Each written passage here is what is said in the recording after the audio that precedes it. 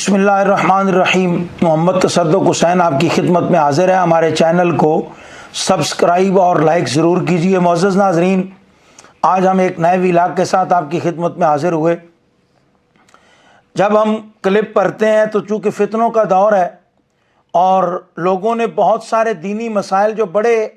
سادہ عام فام سے مسئلے ہیں ان کو بھی بہت مشکل بنا دیا ہے، اور خلط مبس اتنی کر دی گئی ہے فتنوں کے دور میں کہ سادہ لو عوام بیچارے پریشان ہوتے ہیں اور بہت ان کے لیے مسائل کا سامنا کرنا پڑتا ہے۔ تو چونکہ جب رسول اللہ صلی اللہ تعالیٰ علیہ وسلم کے نام پر لوگ بات کرتے ہیں تو ظاہر ہے ایک مسلمان تو امام الانبیاء صلی اللہ تعالیٰ علیہ وسلم سے بہت محبت کرتا ہے، تو وہ اس بات کو اپیل بھی کرتا ہے کہ بھئی یہ بات بہت اچھی ہے۔ تو اس کو علم تو ہوتا نہیں کہ یہ بات کر کے اصل میں دھوکہ کیا دیا جا رہا ہے، تو چونکہ وہ اپنی سادگی کی وجہ سے اس دھوکے سے بے خبر ہوتا ہے، اور اس وجہ سے پھر وہ سرکار کی محبت میں اس راستے سے ہٹ کے ان لوگوں کے دامے فریب میں آ جاتا ہے اور ٹریپ ہو جاتا ہے۔ حضرت امام اعظم ابو حنیفہ رضی اللہ تعالیٰ عنہ، ان کا یہ لقب ہے، فقہا علماء امام اعظم کہتے ہیں، اور چونکہ ظاہر ہے جو غیر مقلد ہیں ان کو اس سے بڑا مسئلہ ہے کہ وہ تقلید کے خلاف ہیں، ائمہ دین کے خلاف ہیں، اور انگریزوں کی چھوڑی ہوئی سازش ہے۔ اور یہ میں نہیں کہہ رہا، یہ وہابیہ کے بڑے محبوب لیڈر شاہ سلمان کے لخت جگر صاحبزادہ صاحب نے وہاں ٹی وی چینل پہ بیٹھ کے کہا کہ 100 سال امریکہ کے پیسوں سے ہم نے دنیا میں وہابیت پھیلائی، تو ہمارے اوپر الزام نہ دیجئے، اپنے محبوب لیڈر سے پوچھئے کہ آپ نے امریکہ سے پیسے کیوں لیے اور پھر آگے دنیا میں کیوں تقسیم کیے۔ تو اس میں جو ہے وہ ظاہر ہے ہماری تو کوئی بات نہیں، ہم تو صرف راوی ہیں، ہم نے تو جو بات آپ کے محبوب لیڈر سے سنی ہے وہ آگے بیان کر دی ہے۔ اگر کسی کو تکلیف ہوتی ہے، گالیاں دینا چاہتا ہے تو بے شک خوشی سے دے۔ شاہ سلمان صاحب کے صاحبزادہ اور لخت جگر جو ہیں خادم الحرمین شریفین اپنے آپ کو کہتے ہیں، نام تو میں ادب سے نہیں لیتا کہ ان کا نام انتہائی خوبصورت ہے تو بے ادبی ہوتی ہے، تو اس لیے میں نے بس کر دیا ہے۔ تو آپ اگر دینا چاہتے ہیں تو ظاہر ہے جو راوی ہوتا ہے وہی وہ تو ذمہ دار نہیں ہوتا، اس نے تو بات سن کے آگے کر دی ہے۔ تو بات کرنے والا جو ہوتا ہے، جس نے یہ بات کی ہے، جو بات کا آنر ہے، وہی ذمہ دار ہوتا ہے۔ تو ان سے پوچھ لیجئے کہ انہوں نے یہ بیان کیوں دیا۔ تو ظاہر ہے جب وہابیت پھیل گئی امریکہ کی مرضی سے، تو اب اگر اپنے اسلاف کے ساتھ کھڑے رہیں گے، علماء کے ساتھ کھڑے رہیں گے، اور جو دین پچھلے 1400 سال سے علماء بیان کر رہے ہیں اگر اس کے ساتھ کھڑے ہوں گے تو امریکہ کی خواہش کیسے پوری ہوگی، انگلینڈ کی خواہش کیسے پوری ہوگی، عالم کفر کی خواہش کیسے پوری ہوگی؟ چونکہ ان کی خواہش تو یہ ہے کہ دین میں رکھنا اندازی کرو۔ تو پھر وہ بڑے حسین پہرائے میں لوگوں کو دھوکہ دیتے ہیں، وہ کہتے ہیں جناب دیکھیں جی یہ تو بڑے مطلب کہ جی امام اعظم تو رسول اللہ صلی اللہ تعالیٰ علیہ وسلم کی ذات ہے۔ تو سادہ لو آدمی سمجھتا ہے بات تو یہ بہت اچھی ہے، اور واقعی یہ بات تو غلط ہے۔ حضرت ابو حنیفہ نعمان بن ثابت رضی اللہ تعالیٰ کو تو امام اعظم نہیں کہنا چاہیے، اور وہ یہ بات کرتا ہے۔ لیکن اب یہ نہیں سمجھ آتی کہ یہ ذات کہاں کہاں پڑتی ہے۔ اصل میں تو حضرت امام اعظم رضی اللہ تعالیٰ کے خلاف بات کرنا تو آسان ہے، اور وہ وہابیہ سٹیج پہ کر دیتے ہیں۔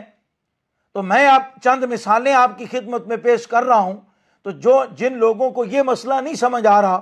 یا سمجھ نہیں آتا، وہ ان کلپ سن کے جناب بہت سارے لوگوں کے تو وہ پریشان ہوتے ہیں بیچارے۔ آپ دیکھیے 1000 سال سے امت میں یہ متوارث چلا آ رہا ہے تواتر کے ساتھ۔ علماء حضرت سیدنا ابو بکر صدیق رضی اللہ تعالیٰ عنہ جو خلیفہ اول ہیں، علماء فقہاء اسلام محدثین، ان کے نام کے ساتھ صدیق اکبر لکھتے ہیں۔ صدیق اکبر کا مطلب ہے سب سے بڑا سچا۔ تو کیا آپ یہ سمجھتے ہیں کہ صدیق اکبر رسول اللہ نہیں ہے؟ اگر امام اعظم رسول اللہ صلی اللہ تعالیٰ علیہ وسلم ہے تو صدیق اکبر بھی تو رسول اللہ صلی اللہ تعالیٰ علیہ وسلم ہے۔ حضرت فاروق اعظم کو فاروق اعظم کہا جاتا ہے۔ فاروق اعظم کا معنی ہے کہ حق اور باطل میں سب سے بڑا فرق کرنے والا۔ تو کیا رسول اللہ صلی اللہ تعالیٰ علیہ وسلم فاروق اعظم نہیں؟ کیا معاذ اللہ جب مسلمان اور یہ وہابی علماء بھی فاروق اعظم بولتے ہیں، صدیق اکبر بولتے ہیں، تو کیا معاذ اللہ جو الزام لگاتے ہیں کہ جناب امام اعظم کہنے سے تو رسول اللہ صلی اللہ تعالیٰ علیہ وسلم کا معاذ اللہ مرتبہ کم ہوتا ہے، اور آپ نعمان بن ثابت رضی اللہ تعالیٰ کے امام اعظم کہتے ہیں، تو کیا صدیق اکبر کہنے سے مقام نہیں کم ہوتا؟ کیا فاروق اعظم کہنے سے مقام کم نہیں ہوتا؟ اور پھر دیکھیے قرآن پاک میں اللہ تبارک و تعالیٰ نے خود فرمایا، 9ویں پارے میں بھی اور 17ویں پارے میں بھی، نعم المولا و نعم النصیر، کہ اللہ ہی بہترین مولا ہے تمہارے لیے، اور اللہ ہی بہترین مددگار ہے تمہارے لیے، بہتر مددگار ہے۔ تو قرآن میں مولا کی صفت جو ہے وہ اللہ تبارک و تعالیٰ کے لیے استعمال ہوئی، اور امام الانبیاء صلی اللہ تعالیٰ علیہ وسلم نے مقام غدیر پر حضرت مولا کائنات سیدنا علی المرتضیٰ رضی اللہ تعالیٰ عنہ کا ہاتھ مبارک پکڑ کے کہا کہ من کنت مولا، کہ جس کا میں مولا ہوں، فہذا علی مولا، اس کا مولا علی بھی ہے۔ تو دیکھیے قرآن میں مولا کی صفت رب العالمین کے لیے استعمال ہوئی، اور امام الانبیاء صلی اللہ تعالیٰ علیہ وسلم نے وہی ساتھی مدد و نصرت والا وہ سارا وہ صفت جو ہے وہ حضرت علی المرتضیٰ رضی اللہ تعالیٰ کے لیے بیان کی۔ تو معاذ اللہ کیا شریعت کا صحابہ کو بھی نہیں پتا، خود رسول اللہ صلی اللہ تعالیٰ علیہ وسلم کو بھی نہیں پتا، یہ 1400 سال کے بعد علماء وہابیہ کو پتا چلا ہے کہ شریعت کیا ہے، دین کیا ہے، اور کس طریقے سے مطلب کہ یہ باتیں کریں گے ہم۔ اللہ کے بندو، بات سیدھی سی ہے کہ جب مسلمان یہ کہتا ہے کہ صدیق اکبر رضی اللہ تعالیٰ عنہ ہو، تو اس سے مراد ذوات انبیاء نہیں ہوتی۔ یہ ہر مسلمان کو یہ ڈیفینیشن پتہ ہے، اور یہ خود وہابی علماء بھی یہ ٹرم خود بھی وہ استعمال کرتے ہیں۔ حضرت سیدنا ابو بکر صدیق رضی اللہ تعالیٰ عنہ کے لیے انہیں صدیق اکبر کہتے ہیں، تو کیا وہ اس وقت معاذ اللہ حضور کے خلاف یہ بات کر رہے ہوتے ہیں؟ نہیں، قطعاً نہیں، ایسا نہیں ہے، بلکہ یہ طے شدہ بات ہے کہ جب آپ یہ کہتے ہیں افضل البشر بعد از انبیاء، تو اب صدیق اکبر کی ڈیفینیشن ہو گئی کہ جناب یہ جو صفت صدیقیت ہے یہ صحابہ کرام رضوان اللہ تعالیٰ علیہم اجمعین یا اس سے جو نیچے کا طبقہ ہے، تابعین ہے، عامۃ المسلمین ہے، ان کے مقابلے میں حضرت ابو بکر صدیق اکبر ہیں۔ یہ وجاہت، یہ عزت، یہ مقام، یہ مرتبہ ان کا اس لحاظ سے ہے۔ جب آپ فاروق اعظم کہتے ہیں تو اس سے مراد کہ حضرت سیدنا عمر بن خطاب رضی اللہ تعالی عنہ کی یہ جو خصوصیت ہے، یہ اس طبقے سے جو میں نے بیان کیا یہ ہے۔ انبیاء کرام علیہ الصلوۃ والتسلیم اس سے وراء الورا ہے۔ جب حضرت